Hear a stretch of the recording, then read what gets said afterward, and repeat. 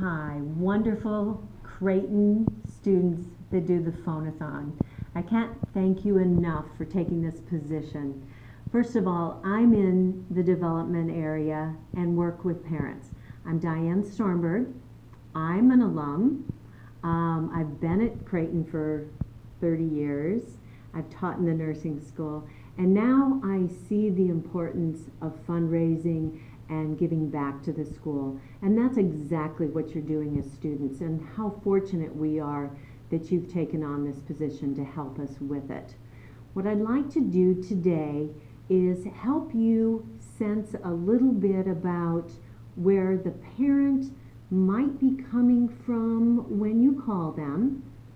I'm going to address the parent fund itself, kind of what we do when the money comes in from the parents. And then also I'll address a little bit of our council that we have, how we want to integrate our parents and engage them in everything that goes on here.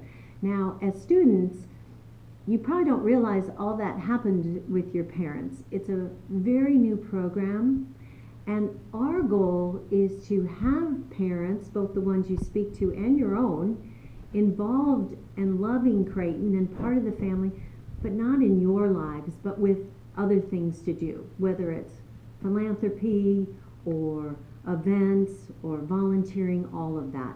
So let's talk a little bit about the parents themselves.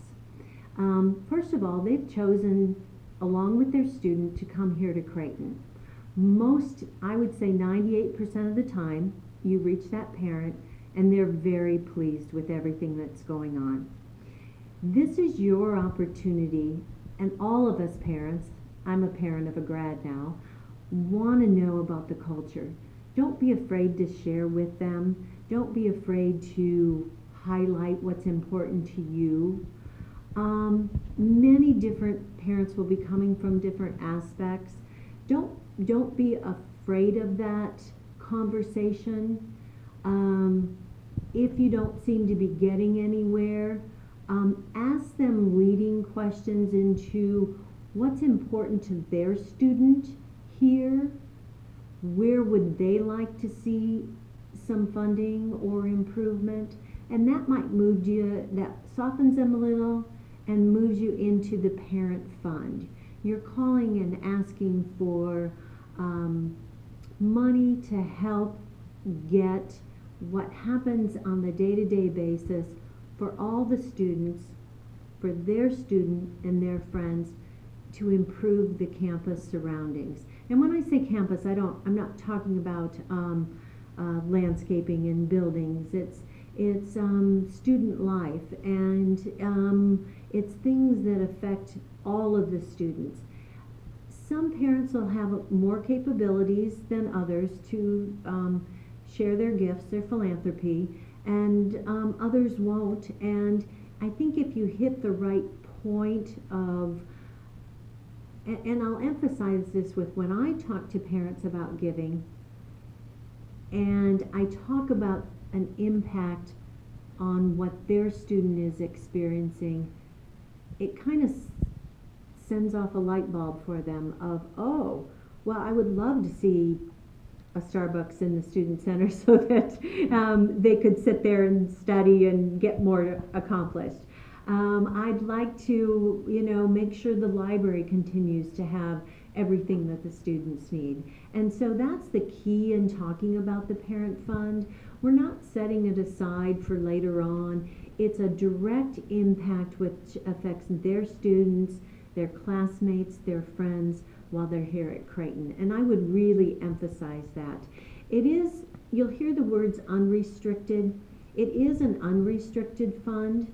And I think if they talk to you about wanting to do something more specific, that could be referred later to your supervisor, which can get to me, which would take us next to our other component, which is our Parent and Family Council. And this is a group of parents that has the means to do a little bit more. We do make a direct ask of them of greater than 3,000 or more. It's not a mandatory. We want them involved in campus, but these are parents that can make a bigger impact and choose to be philanthropic with Creighton. And that's our ask of all parents is, do you want to be philanthropic with Creighton? Is this something you can see as one of your passions?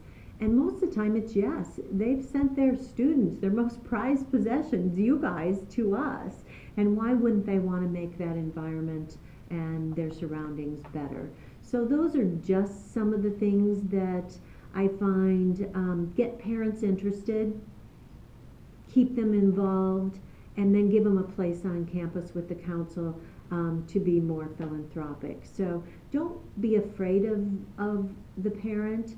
In fact, I think you'd be really surprised. I'll have to tell you, my husband, he didn't do his undergrad here, another school, when they call, he waits to talk to them because he wants to know what's happening on campus. Now, he's an alum, but he still likes that connect, and parents want that same connect. And you can do that. I can't do that.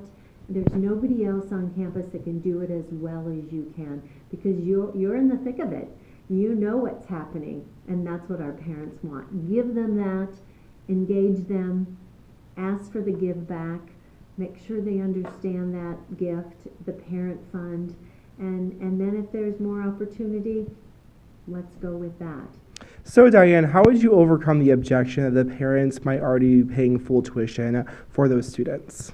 You know, that's a great question, because I hear that a lot too. I don't think a lot of parents realize that full tuition only goes to like mid-March, and the university has to come up with another basically 6 weeks to keep the university going, and that's what we're asking for. We're asking for that unrestricted to keep and help everybody get to graduation, get to that May date. And I think that's an important thing for all of our parents to know. They do say, well, I pay full tuition. You know, why should I go ahead and do more? Well, we need more. We've got 6 more weeks to finish out the year. And Diane, if a student is struggling to build rapport with a parent, what is one piece of advice you can give them to help build a solid connection, to develop a conversation, and eventually that first ask?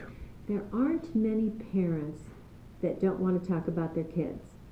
And if you could just say, what is your student involved with, or make it personal for them. I find the minute I ask about the student, and you don't have the information to use a name or, but I'll usually say, what are they involved with? What clubs? Are they doing intramurals? And before I know it, I know more about the student than I ever really needed, but it gets them engaged. It gets them a part of it.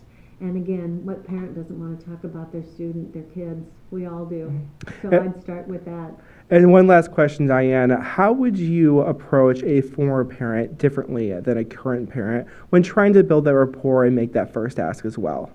Oh, great question, Mason, because now that they've graduated and their student is a successful person in the work world, they see that success.